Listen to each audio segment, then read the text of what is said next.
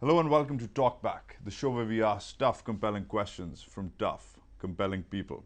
He's bald, he's bad, he's brusque. He's the angry young man of Pakistani music. For years, he's been wearing his attitude on his sleeve and his guitar on his back. And he is with us today. Ali Azmat, welcome. How are you? Welcome to TalkBack. Thank you for having me. All right, let's get going. Are you a good role model? Because let me get started. You're supposed to be this bad boy of Pakistani rock, right? And I'm not going to ask you whether this is a cultivated image or whether this is the way you're supposed to be. I think that question has been asked too many times. What I'm going to ask you is, do you feel comfortable being a role model to millions of people, especially kids? Not at all. For example, when you say you're a bad boy of rock and roll or bad boy, period, then you shouldn't be asking me to be a role model. If you think I'm a bad boy and I do these really, really bad things, or I say what I mean or I mean what I say, that means that I should be kept away from this whole role model thing, and I was never comfortable with it, and I'll never will be. And reason being that my own parents sort of detest what I say on television or other interviews, and that's the reason I stopped saying a lot of stuff. Because But kids, especially kids, I might add, look up to you. What do you feel about that? They do, but I hope for the good things, because they're no matter what, self-cultivated or like it's been sort of thrusted upon me a sort of an image, which is both ways. Some things are true, which is we are, and then people will just take it from further from there, saying, hey, if he said that, then he could also do that. So he's that kind of person who can do this kind of, you can say these kind of things. So I mean, it's all sort of mishmash of things, and so I mean, like somebody will come up and say, will real Ali Azmat please stand up, and I'll actually go under the table when somebody will ask me. So reason being that I'm a very private person, and it takes a long time for me to come out of my shadows and into the light and say all this that I'm saying. Okay. And then I'll go back right into the shadows. Now you've had a past. You've had a checkered past, some might add. Now I'm not to get into specifics, but there's been women, there's been drugs, there's been all sorts of fun stuff. So you believe that women and drugs are fun stuff? I'm gonna keep those comments to myself. Watch out, because people are looking at you as a role model too. Maybe I was being sarcastic, Ali. The question is, we live in a conservative society, a highly conservative society. Should society, just because you're a rock star, keep you on a different pedestal? No. And the rest of society should remain on a different pedestal, or should you be held accountable? I don't think that there's a question of me any different from being any different from the society. If you look closely, you know that I'm not the only one who lives this kind of lifestyle. I'm the only one who admits to it. Yes, that's my problem, because I've always been a truthful person, and it's like, I don't give a damn what people think. I am who I am, and if that's how you perceive me as, then there it is. I mean, if you find yourself, if you look at me and you see yourself, I mean, God help you. But by saying that a society is keeping me on a different pedestal and all my wrongdoings, my wrongdoings are forgiven, there's no such things.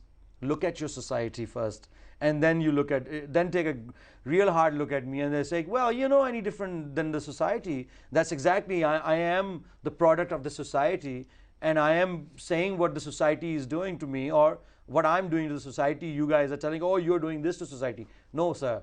The society is doing this to me. Okay, but your critics especially say, okay, Ali Azmat is a textbook scenario of vanity. He walks into a room and in walks hedonism, narcissism, vanity, aggression. He walks in with attitude. He wears it right here, like a watch. Well, see, the thing is that it's not the attitude. It's about being comfortable in your skin. Most of the people in this country or the whole world, there are not many people who know who they are or what they want. When I walk into a room, for example, your interview, I'm here, I'm thinking, I was not gonna do this, any other interview, blah, blah, blah.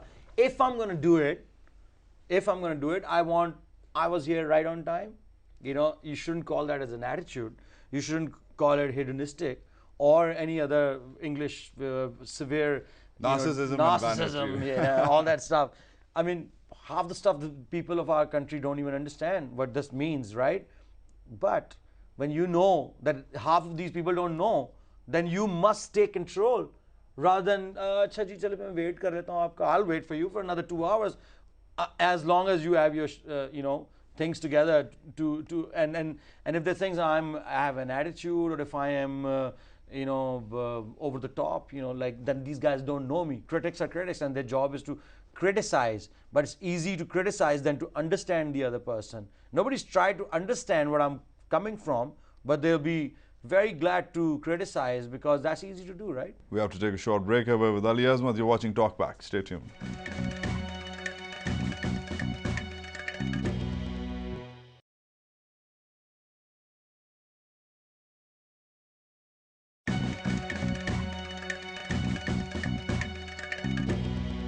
Welcome back to TalkBack. We are with Ali Azmat.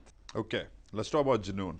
Bad subject, sore subject, but let's talk about it. It's not sore at all. Everybody asks you this question, why did you guys break up? I'm not going to ask you that question. I'm going to ask you the follow-up to that question. The follow-up is this.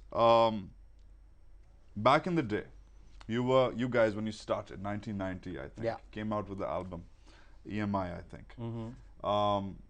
Downtown Princess and all of that fun stuff. Avowedly anti-corporate. Didn't want to be like a cola-sponsored Vital Signs, for example. Came out. Who said that? That was the word on the street. That was the word on the street created by who? By at least one of your members. No, that's not true. You listen, you finish your question, then I'll come to that. Okay, my question is simple. You guys came in with this revolutionary ethic. We're not going to be like the other guys. Those guys with the... Who are the other guys? I'm just going to quote one band, for example. The corporate-sponsored Vital Signs. Right? Just those guys. Bakiyon ko, forget them. Right? Now, these guys came up. These guys are called Junoon. Do well. Almost a decade passes and bang, there comes the endorsement from another cola giant. No, it didn't take that long. It only took 1999. Yeah, 99, not 99, actually. You're wrong with that. We got the sponsorship in 94. So it happened right after the fourth. Actually, so it took you 4 years to sell out? No. It took us 2 years to sell out because our second album, which was Talaash, was sponsored by Close Up, which is a toothpaste brand. I was talking about the huge endorsement by the cola giant, but okay, so Close Up sponsored Talaash. The question was not the endorsement. The question was the ground reality of your country. Okay, we were never, yes, of course, we were against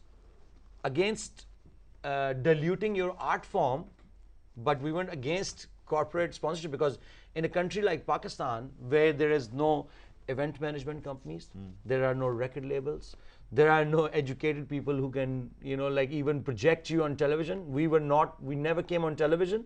PTV hated us. You know, all other channels are wary of us. We were always persecuted. There was no money to be made. If we ever went to play a concert, we used to make like 35,000 rupees to 70,000 rupees to 80,000 rupees, and that will be distributed into 7 people. So there was not much money to go around. For you know, Pakistan is very cool, or the journalists of that age were very cool with the dying Pathan Khan, जो कि रिक्शे पे जाता था अपनी टूटी हुई चपली में बेचारा, and who died coming from a concert which they never got paid for. You know, it's very, you know, like, we are with the underdogs. Yes, I understand what happens with you. Yes, but they will never feed the artist. We were not obviously from that generation. We had an idea what we wanted to do. We were educated. Salman was a doctor. I was a business student at that point in time. We said, well, we're going to change these things. We're going to make money. How are we going to make money? How are we going to support this lifestyle? If you got 3 kids, if this other guy who's got 2 kids and a lifestyle to, you know, like, you know, to develop, I obviously was the last one to develop a lifestyle because I didn't have the money or never cared about the money at that point in time. When Close Up or any other first company came out, they said, we're going to have you on, we're going to release your tapes. You're going to go and play concerts for us.